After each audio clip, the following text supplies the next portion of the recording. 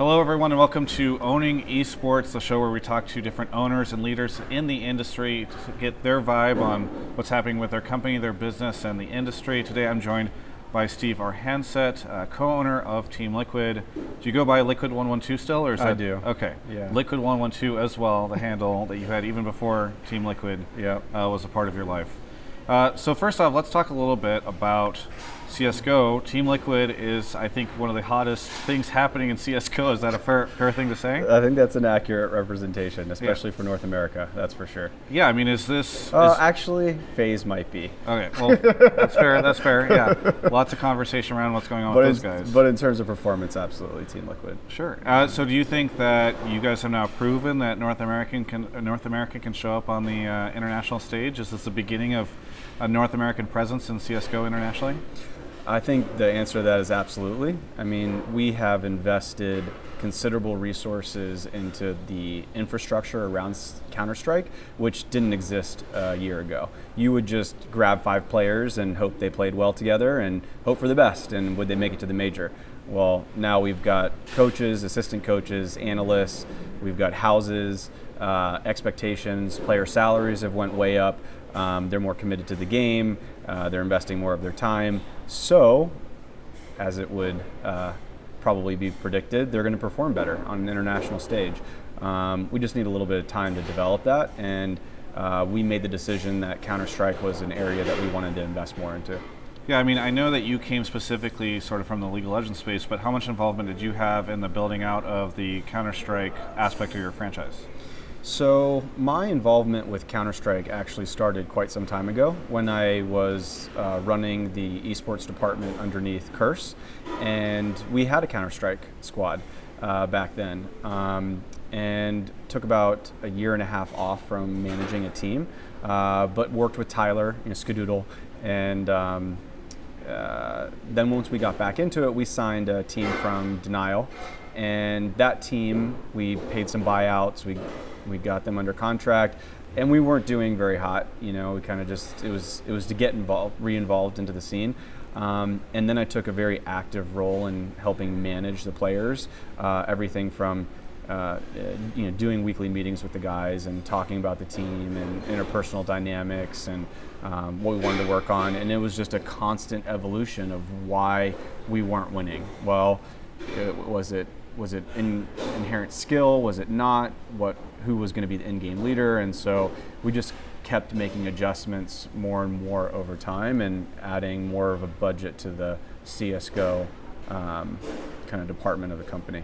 So what does that team look like now obviously you've got the players, but as you said, you invest into coaches and analysts, and also there's management. How's the sort of team structured for it to succeed? So we needed the best players in each of the positions. That's something that we had struggled with. The players in each of the respective roles wasn't competing at a high enough level. And when I say that, I mean more of their statistics, their ability to kind of predict movement in advance of other players, and not their reaction time, so to speak, sure, but knowing what's going to happen on a certain map in advance, and then dedication from some of the players that was missing. So we made some adjustments. I was, if you go back about 3 months, my hope was that Simple was going to be like one of the best players in the world, right? This kid he's got this inherent kind of aggressive, assertive way of playing the game, and he's really smart when it comes to the game. So I was very hopeful, and then he flew to North America. He actually lived in the same unit that I did. I spent a lot of time with him and kind of mentoring him. So that was kind of like a big step for us. It was also not common for a player to come in from Europe and then get a visa and compete in North America. No Counter-Strike team had really done that to date. Right. So that was also kind of treading on new territory. But I knew that it was a risk-reward play. I have had experiences in League of Legends where we brought in like Edward, who was a support player for Gambit. And when he came here, there was language barriers, there was cultural issues, and so I knew that some of that stuff might happen, and it happened. You know, we not the language issues, but a lot of the culture things. So even though Simple is like still under contract with Team Liquid, we're actively working with him and other teams, try to find him a new home that he's going to be comfortable with. But that's one area. But to our roster, like Alige, for example. Alige is a player that was not very well known in the scene, very young, high mechanics, really smart. I remember when I first interviewed him over the phone, I finished the call and said, this is probably one of the smartest guys that I've ever interviewed in my entire life. Like, he is just intelligent. He's going to be really great one day. And go to show, last time at Cologne, you know, the guy's playing out of his mind. Yeah. So it's just kind of identifying a mix of new and up-and-coming talent with a few seasoned vets, with Hiko kind of leading the charge in terms of experience. Great. I mean, obviously, the team did so well in Cologne, but that was with Simple. You know, what do you think the sort of new world will be like without him on the team? I think it's going to be, we will see. You know, I think the bar that is set is incredibly high, yeah. Right? Like, we came in second at the last international major. You know, by the last event, we were the second best CSGO team in the world. So it's going to be tough. Big right. shoes to fill for Pimp. But I think this is a journey. This is not a race, and we've got to get Pimp in the country. We've got to get his, you know, once his visa is completed, and have him start training with the team, and we'll see what happens from there. I think we'll absolutely be a top team in North America. I think we'll see what happens on the international stage. Yeah. Now, obviously, you have the players, but you mentioned that you invested heavily into sort of a coaching and an analyst infrastructure for the team as well. Can you sort of speak to how that is set up for your team? Yep. So we've been through a few coaches. You know, the most notable being James that we had, and you know, we were looking for someone that was going to put more of a dedication and drive into the team. You know, almost feeling like their all is defined by the performance of the team, and they're going to give everything they have to win. And when we started first talking to Lewis, Peacemaker, we got that sense. I mean, there's something to be said about the culture in South America, maybe even more specifically Brazilian culture. I'm not, you know, maybe this is too much of a stereotype, sure. But there's this passion, there's this energy that kind of exudes in the way things are done, the way things are handled, that I love. And Lewis has that. He has that kind of conviction where I will do anything. I will, you know, work 18 hours a day. I won't sleep. I'll, you know, do VOD review and film, and I'll work with every player and go wherever I need to go in order to win. You know, it won't be for a lack of effort. And that for me was critical. And then the fact that he's decent at Counter-Strike and has the game knowledge, and he gels well with the teammates. It was like a perfect fit. And then once we had Lewis, then we needed to set up a structure underneath him and give him resources to succeed. So give him an analyst, make sure he has an assistant coach, make sure that we're plugging some of the analytics that we do in League of Legends and replicating that in Counter-Strike, you know, like recording scrims, overlaying those with comms, uploading those to private database, tagging those by keyword, having that, you know, having the players be able to pull that up and look at film with their coach and identify tendencies and patterns and stuff. So it's plugging all of that that we've kind of built in League of Legends and putting it into Counter-Strike. So stepping away from the specific Team Liquid CSGO team, I'd love to get your take on sort of what's happening with CSGO in the industry, because it seems like perhaps the most volatile section of the esports industry right now. You know, I did a shoot earlier with Carmack from ESL talking about CSGO's involvement in IM, and one of the things I was telling him is that it feels like there's just so much, possibly even too much. You know, I remember several leagues all got announced around the same time. Obviously, everybody was putting on these giant CSGO tournaments. Do you feel like there's maybe too much, or do you know, how do you feel about sort of the setup between all the different majors and different events and offline events and the leagues, etc.? So I think the answer to that is you compare the Valve model versus the Riot model. We'll start there. The Riot model is to have one league for each region, and There's benefits and there's consequences associated with that model. Whereas Valve, they allow the ecosystem to kind of mature in its own way and allow third-party tournament organizers to run their respective leagues or tournaments. And the ones that produce the best content will be the ones with the highest viewership and probably drown out the others. At the core of it, I am personally of the belief that in order for a sport to survive, there has to be a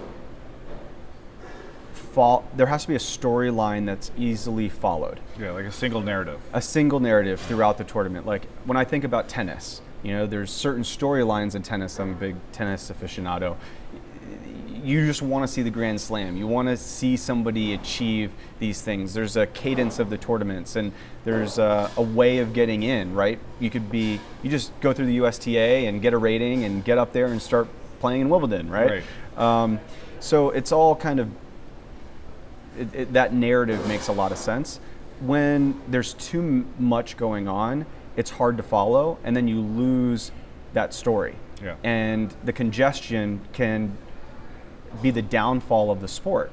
That's how I feel what happened with StarCraft. Obviously there's a lot to talk about there, but one of the things that I remember was there would be like 3 different tournaments on the same weekend happening concurrently. Yeah. It's like, how do you keep track of this stuff, right? Right, exactly. And then you have one, there's no clear way to say this is the champion, this is the best player in the world. It's like, well, you were the best on Friday, and then you got beat out on Saturday. Yeah, exactly. And so there's not this there's not a good system for that. So I think one of the downfalls of CSGO, one of the potential downfalls of CSGO is that it's too fragmented. It's too hard to know what's going on. You've got E-League, and then you've got ESL Pro League, and then you have Face-It tournaments, and you have the majors, and IEM events happening. IEM, you have Gfinity, DreamHacks, etc.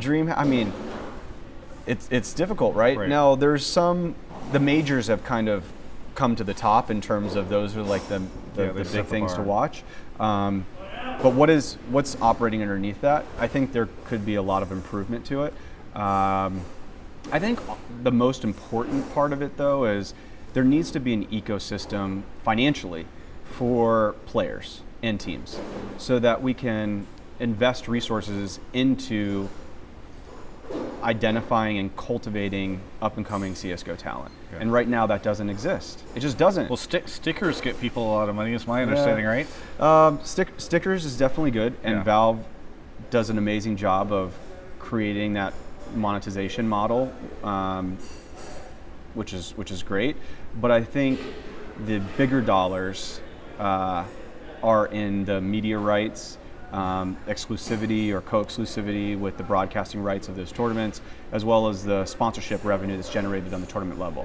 Like, there's no reason why Simple shouldn't be able to play in a tournament, and in that tournament he receives a portion of the revenue that's being generated from that tournament being streamed on Twitch or YouTube or Zubu or on television.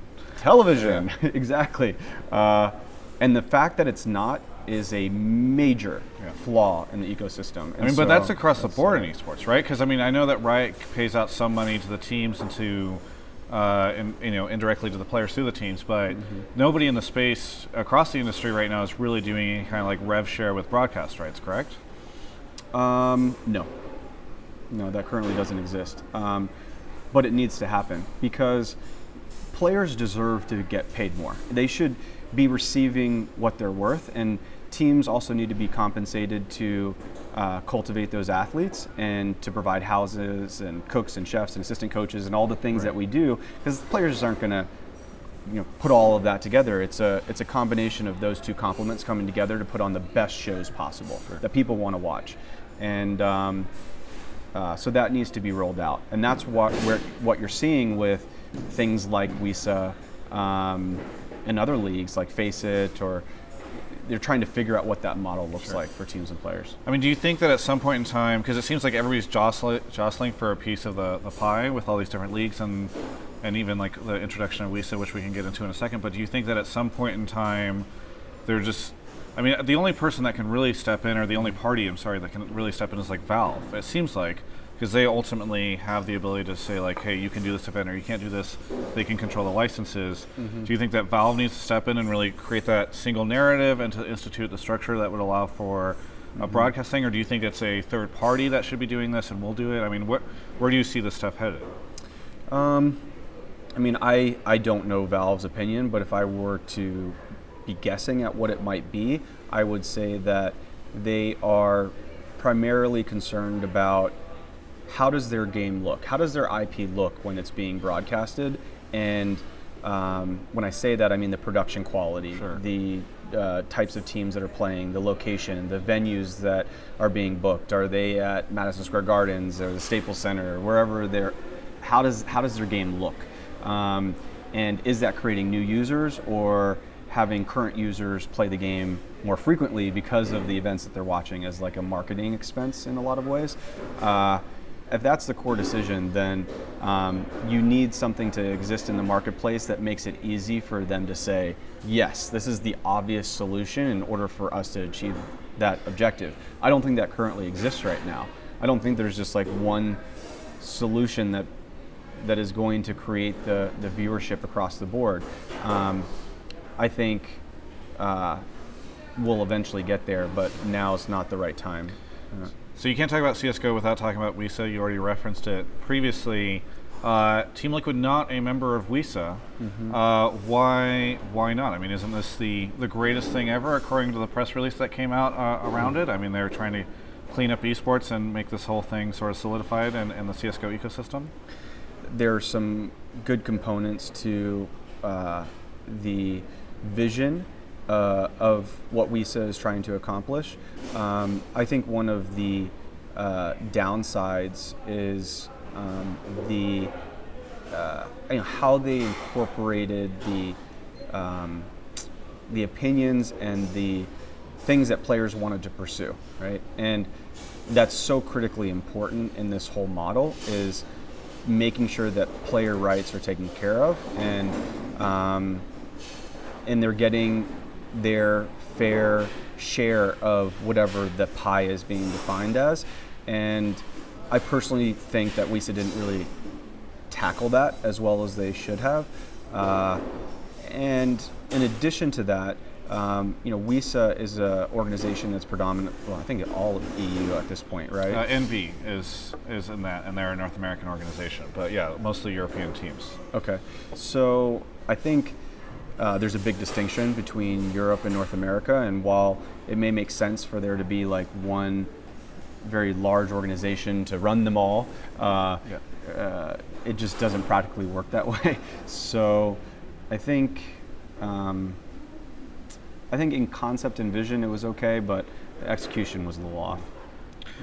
Finally, we have the gambling scandals, which have broken out across the CSGO scene. Obviously, some people have been implicated as being involved in this when they really weren't implying that they were going to be. Valve has come out and shut down some of these things. And a lot of people previously have said that gambling is a huge sort of engagement component of the CSGO scene, and honestly leads to a lot of the viewership. Yep. Whenever you saw that stuff, did you get concerned at all that this is going to be very detrimental to the CSGO scene? I mean, sort of what are your general thoughts on the fallout from all of that? Yeah, I mean, I think sports and gambling go hand in hand, right? They always have for a long time. It's just nature of the beast, right? And if you're gambling on something, you're probably watching more intently than you would if you weren't. And when you have something that you personally own, money or whatever it is on the line, yeah, you're gonna watch the whole game, and and if you win, guess what you're probably gonna do? You're probably gonna bet again. So I think the overall engagement and viewership will probably take a hit, absolutely, without a doubt.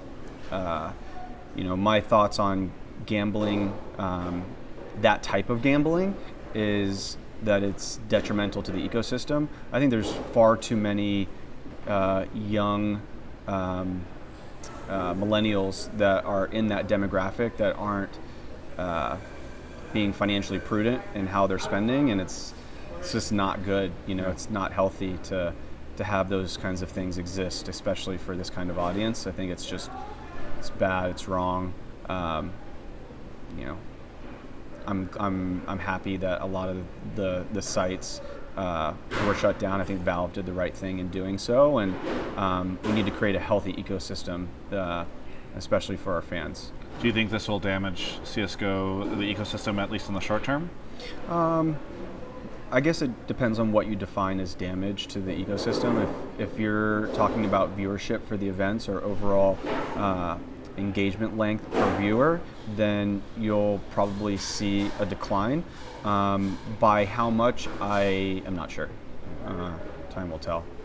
Very good. Well, thanks for the CSGO stuff. We'll talk about League in just a second. That's it for part 1 of Owning Esports with Steve Arhancet. We'll come back in part 2 in just a moment.